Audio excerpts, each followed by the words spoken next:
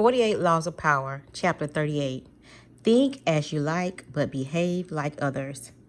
If you make a show of going against the times, flaunting your unconventional ideas and unorthodox ways, people will think you only want attention and that you look down upon them. They will find a way to punish you for making them feel inferior. It is far safer to blend in and nurture the common touch. Share your originality only with tolerant friends and those who are sure to appreciate your uniqueness.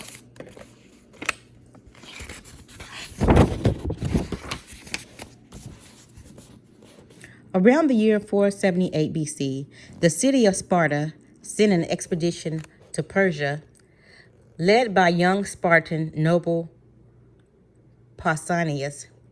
The city-states of Greece had recently fought off a mighty invasion from Persia, and now Pausanias, along with the allied ships from Athens, had orders to punish the invaders. Along with allied ships from Athens, had orders to punish the invaders and win back the island and coastal towns that the Persians had occupied.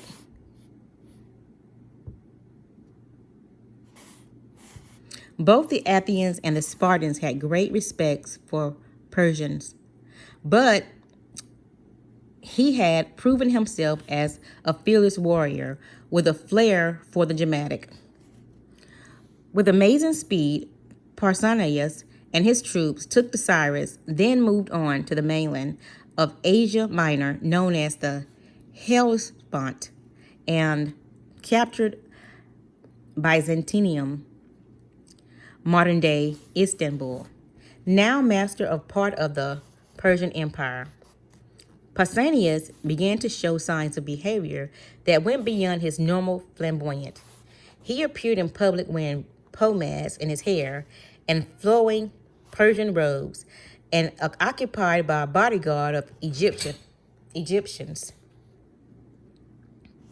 He had lavish banquets in which he had sat in the Persian manner and demanded to be entertained.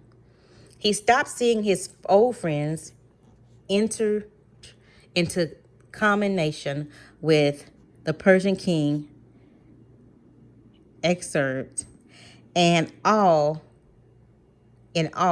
affected the cycle of manner of a Persian dictator. Clearly, power and success had gone to Pausanias' head. His army, Athens and Spartans alike, at first thought this a passing fancy. He had always been a bit exaggerated in his gestures. But when he flaunted his disdain for the Greeks' simple way of life and insulted the common Greek soldier, they began to feel he had gone too far. Although there was no concrete evidence for this, rumor spread that he had gone over to the other side and that he dreamed of becoming a kind of Greek excerpt. Yes. To quell the possibility of mutiny, the Spartans relieved Pausanias of his command and called him home. Pausanias, however, continued to dress in the Persian style, even in Sparta. After a few months, he independently hired a trimee and returned against the Persians. Actually, however, he had different plans to make himself ruler of all Greece with the aid of the excerpt himself. The Sparta declared him a public enemy and sent a ship to capture him. Pausanias surrendered, certain that he would clear himself of all charges of treason. It did come out during the trial that during his reign as commander, he had offended his fellow Greeks time and again, erected monuments, for instance, in his own name, rather than those of the cities whose troops had fought alongside him, and was the custom. Yet Parsons provided right. Despite the evidence of his numerous contacts with the enemy, Spartans refused to imprison a man of such noble birth and let him go.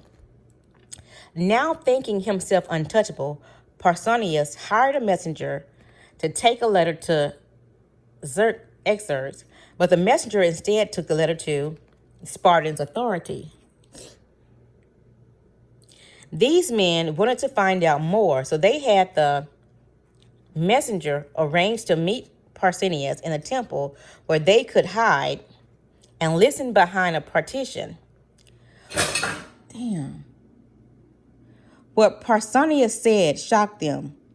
They had never heard such contempt for their ways and spoken so brazenly by one of their own, and they made arrangements for his immediate arrest.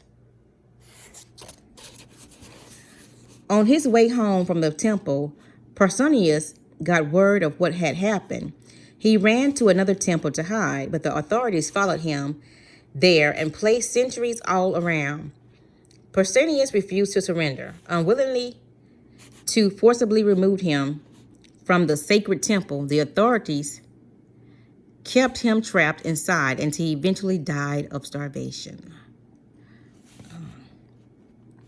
At first glance, it might seem that Pausanias simply fell in love with another culture, a phenomenon as old as time.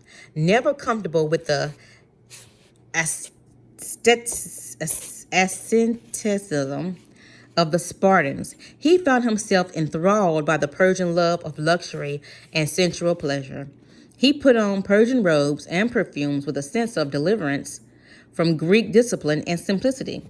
This is how it appears when people adopt a culture in which they were not raised.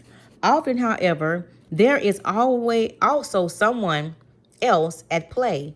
People who flaunt their infatuation with a different culture are expressing a disdain and concept for their own. They are using the outward appearance of the exotic to separate themselves from the common folk who unquestionably follow the local customs and laws, and to express their sense of superiority. Otherwise, they would act with more dignity, showing respect for those who do not share their desires. Indeed, their need to show their difference so dramatically often makes them disliked by the people whose beliefs they challenge indirectly and subtly, perhaps by offensively nonetheless. As Thucydides wrote of Persians, by his concept for the law and his imitation of foreign ways, he had made himself very widely suspected of being unwilling to abide by normal standards. Cultures have norms that reflect centuries of shared beliefs and ideas. Do not expect to scoff at such things with impunity. You will be punished somehow even if just through isolation, a possible position of real powerlessness. During the late 16th century, a violent reaction against the Protestants, reform erupted in Italy. The Counter-Reformation, it was called, included its own version of Inquisition to root all deviations from the Catholic Church. Among its victims was the scientist Galileo.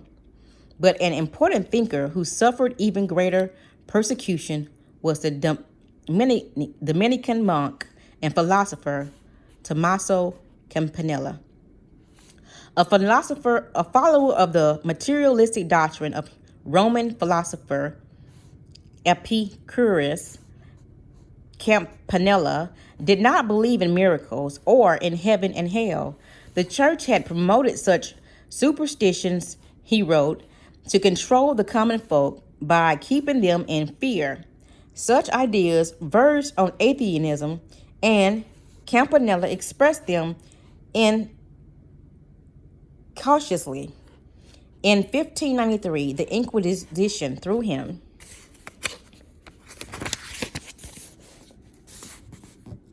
into prison for his heretical beliefs. 6 years later, as a form of partial release, he was confined to a monastery in Naples. Southern Italy was controlled by Spain. At the time, in the Naples, Campanella became involved in a plot to fight and throw out these invaders. His hope was to establish an independent republic based on his own ideas of utopia. The leader of the Italian Inquisition worked with their Spanish counterparts, had him in prison again. This time, they also tortured him to discover the true nature of his impious beliefs. He was subjected to infamous La Veglia, a torture to which he was suspended by his arms in a squatting position a few inches above a seat studded with spikes. The position was impossible to sustain, and in time the victim would end up sitting on the spikes, which would tear his flesh at the slightest contact. During these years, however, Campanella learned something about power. Facing the prospect of execution for heresy, he changed his strategy. He would not renounce his beliefs, yet he knew he had to disguise their outward appearance to save his life. Campanella feigned madness. He let his Inquisition imagine that his beliefs stemmed from uncontrollable unsoundness of mind. For a while, the tortures continued to see if his insanity was faked, but in 1603, his sentence was commuted to life in prison. The first 4 years of this he spent chained to a wall in an underground dungeon. Despite such conditions, he continued to write, although no longer would he be so foolish as to express his ideas directly. One book of Capella's, The Hispanic Monarchy, promoted the ideas that Spain had a divine mission to expand its powers around the world, and offered the Spanish king practical Machiavelli-type advice for achieving this. Despite his own interest in Machiavelli, the book in general presented its ideas completely the opposite to his own. The Hispanic monarchy was, in fact, a ploy, an attempt to show his conversion to orthodox in the boldest manner possible. It worked. In 1626, 16 years after its publication, the Pope finally let Capella out of prison. Shortly after gaining his freedom, Campanella wrote Atheism Conquered, a book attacking free thinkers, Machiavellians, Calvinists, and heretics of all stripes. The book is written in the form of debates in which heretics express their beliefs and are countered by arguments for the superiority of Catholicism. Campanella had obviously reformed. His book made that clear, or did it? The arguments in the mouths of the heretic had never been expressed with such verse and freshness, pretending to present their side only to knock it down. Campanella actually summarized the case against Catholicism with striking passion when he argued that the other side, supposedly his side, on the other hand, he resorted to stale cliches and convoluted rationales. Brief and eloquent, the heretic's arguments seemed bold and sincere.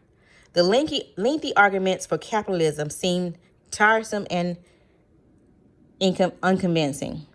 Catholics who read the book found it disturbing and ambiguous, but they could not claim it was heretical or that Campanella should be returned to prison. His defense of Catholicism, after all, used arguments that they had used themselves. Yet, in the years to come, Atheism Conquered became a Bible for atheists, Machiavellians, and libertines who used the argument Campanella had put in their mouths to defend their dangerous ideas. Combining an outward display of conformity with the expression of his true beliefs in a way that his sympathizers would understand, Campanella showed that he had learned his lesson. In the face of awesome persecution, Capella devised 3 strategic moves that saved his hide, freed him from prison, and allowed him to continue to express his beliefs. First, he reigned madness and the medieval's equivalent of disavowing responsibility for one's actions, like blaming one's parents today. Next, he wrote a book that expressed the exact opposite of his own beliefs. Finally, and most brilliantly of all, he disguised his ideas while insinuating them at the same time. It is an old but powerful trick. You pretend to disagree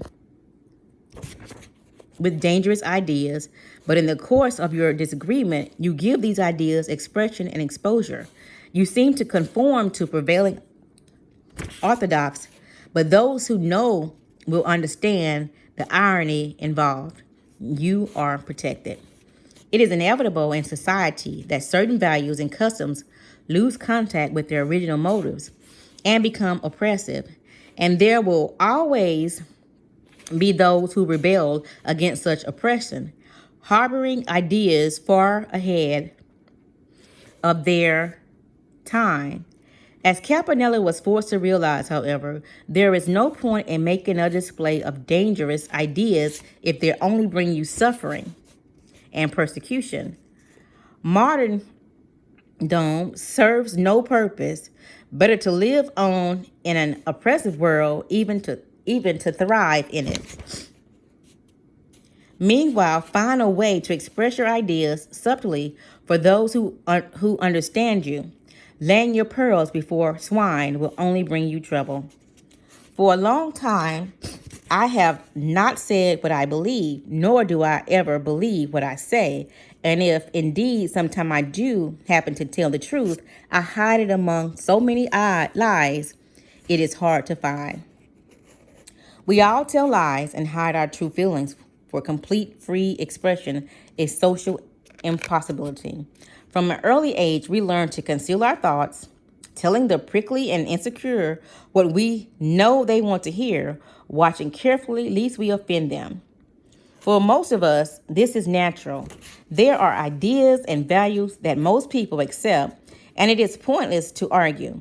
We believe what we want to, but on the outside, we wear a mask. There are people, however, who see such restraints as an intolerable infringement on their freedom and who have a need to prove the superiority of their value and beliefs. In the end, though, their arguments convince only a few and offend a great deal more. The reason arguments do not work is that most people hold their ideas and values without thinking about them. There is a strong emotional content in their beliefs. They really do not want to have to rework their habits of thinking, and when you challenge them, whether directly through your arguments or indirectly through your behavior, they are hostile. Wise and clever people learn early on that they can display conventional behavior and mouth conventional ideas without having to believe in them. The power of these gained from blending in is that of being left alone to have the thoughts that they want to have and express them to people they want to express them to without suffering isolation or ostracism.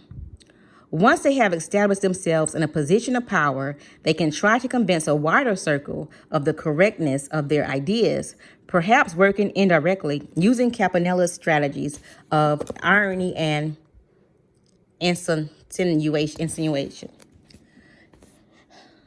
In the late 14th century, the Spanish began a massive persecution of Jews, murdering thousands and driving others out of the country. Those who remained in Spain were forced to convert. Yet over the next 300 years, the Spanish noticed a phenomenon that disrupted them. Many of the converts lived their outward lives as Catholics, yet somehow managed to retain their Jewish beliefs, practicing the religion in private. Many of these so-called marinos, originally in a derogatory term, being the Spanish for pig, attained the high levels of government office, married into nobility, and gave every appearance of Christian piety, only to be discovered late in life as practicing Jews. The Spanish Inquisition was specifically commissioned to ferret them out. Over the years, they mastered the art of dissimulation, displaying crucifixes liberally, giving generous gifts to churches, even occasionally making anti-Semitic remarks, and all while maintaining their inner freedom and beliefs. In society, the Marinos knew their inner freedoms and the Marinos knew outward appearances are what matter. This remains true today. The strategy is simple. As Campanella did in writing Atheism Conquered, make a show of blending in, even going so far as to be the most zealous advocate of the prevailing orthodox. If you stick to conventional appearances in public, few will believe you think differently in private. Do not be so foolish as to imagine that in our own time, the old orthodox are gone.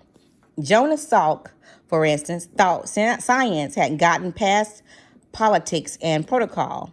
And so in his search for a polio vaccine, he broke all the rules, going public with a discovery before showing it to the scientific community, taking credit for the vaccine without actually knowing the scientist who had paved the way, making himself a star.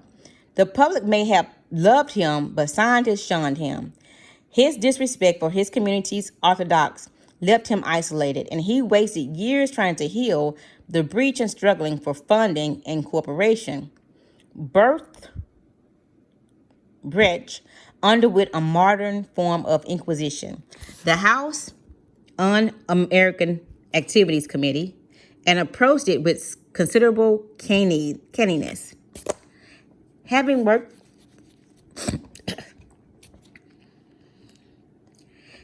worked off and on in the American film industry during World War II in 1947, Brecht was summoned to appear before the committee to answer questions on his suspected communist sympathies. Other writers called before the committee made a point of attacking its members and of acting as belligerently as possible in order to gain sympathy for themselves. Brecht, on the other hand, who had actually worked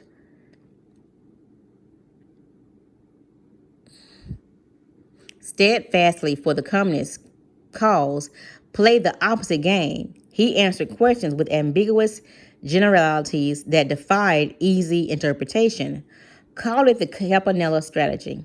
Brecht even wore a suit, a rare event for him. A key committee member had a passion for cigars. In the end, he charmed the committee member who let him go scot-free. Brecht moved to East Germany, where he encountered a different kind of inquisition. Here the communists were in power, and they criticized his plays and as decadent and pessimistic. He did not argue with them, but he made small changes in the performance scripts to shut them up. Meanwhile, he managed to preserve and publish texts as written. His outward conformity in both cases gave him the freedom to work unhinged without having to change his thinking. In the end, he made his way safely through dangerous times in different countries through the use of little dances of orthodox, and proved he was more powerful than the forces of repression.